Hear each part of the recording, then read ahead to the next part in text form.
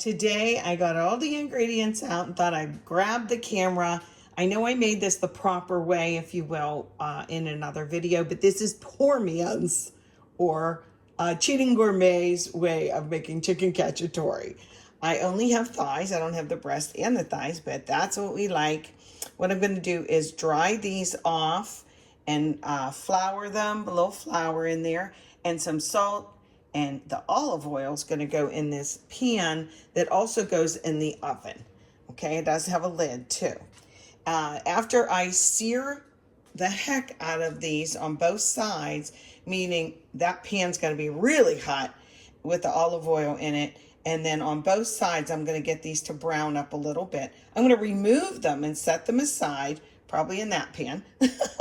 And then in this pan, probably need a little bit more olive oil. And we're going to saute up a yellow onion and some of the red peppers in here. Okay, I'll just dice them up because we like things a little on the spicy side. See that jalapeno? He's going to go in a pot too. And after they're almost sauteed up, I'll put that little bit of garlic in there minced up as well. For the broth to put in the pan and all the good stuff on the bottom will come up, I'm using a little bit of a white wine. It's not my favorite, but we're going to use it. And some chicken broth, okay, almost to cover up these. And then I didn't have a can of diced tomatoes, but I have 2 packs of these, and I'm going to cut up my little cherubs. And I'm ad-libbing. Look, I'm going to use a can of tomato soup and a can of tomato paste, and that should work good. Then I'm going to put this in the oven, probably at 350, 375, depending on how much time you have. And I don't have capers, which is classic, but I have this. I don't use it very much. This little bit because I want a little bit of like tang in the background. Like, what is that I'm tasting? And yet it's not too briny, just a little tiny squirt, probably as big as the cap. Okay, and then the other dominant spices will be some oregano and some basil. And if I need to add more liquid, I can add more water or whatever, but I'm going to bake it and it's going to smell fantastic. And I'll know when it's done when the chicken's like 165 plus. You can go over with chicken thighs and they'll still be delicious. So there's that in my humble little kitchen.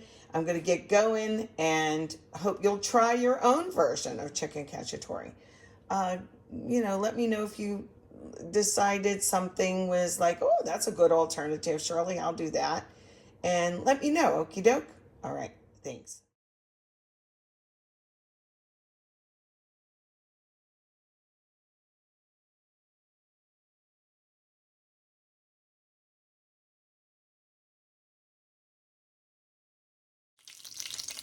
Pan is still hot. Chicken's resting to the side. Onions go in along with the red bell pepper and the tomatoes I chopped up in that little jalapeno. And after I stir it a few minutes, by the time I crush the garlic, I'll put that in too.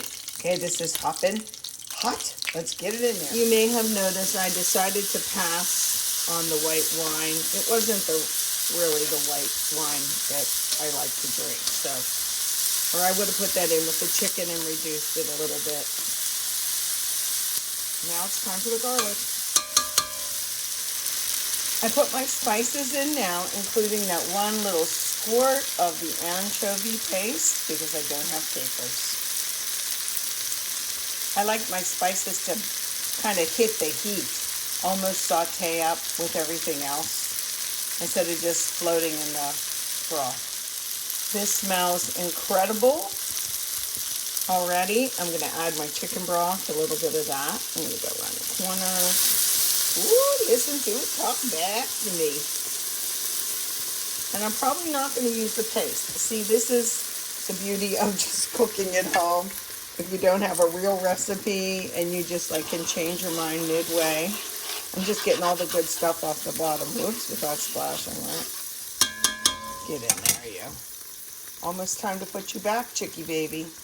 But I'm going to get that can of tomato soup in there. See, but my regular fresh tomatoes, they'll break down even further and give it its little tomato sauce kiss. Seems every time I cook with the chicken thighs or chicken with the skin on, people have asked me, do you eat the skin? Well, first of all, my husband doesn't prefer it unless it's really crispy, like I made the rosemary chicken the other day. But I like it. And really, the function in this is to flavor that broth. Otherwise, it just nearly wouldn't be as good. And on that note, see the little, where I had the chicken resting? Make sure you get that in. I don't know the name for it, but just residual taste. Get in there. Now I'm going to get this on the in the oven with the lid on. I'm going to turn it off the heat here. There we go. And then get it in the oven, and it's going to smell glorious. Here's our cornbread. Put it to the side. And now, ooh, better turn this down. We're going to pick out a piece. And I did leave the skin on. You can just take the skin right off. Look at that.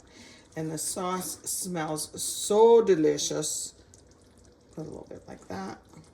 A little bit more. And then I grated some cheese. I'll just put a little bit on top. It's just nice Parmesan. There you go.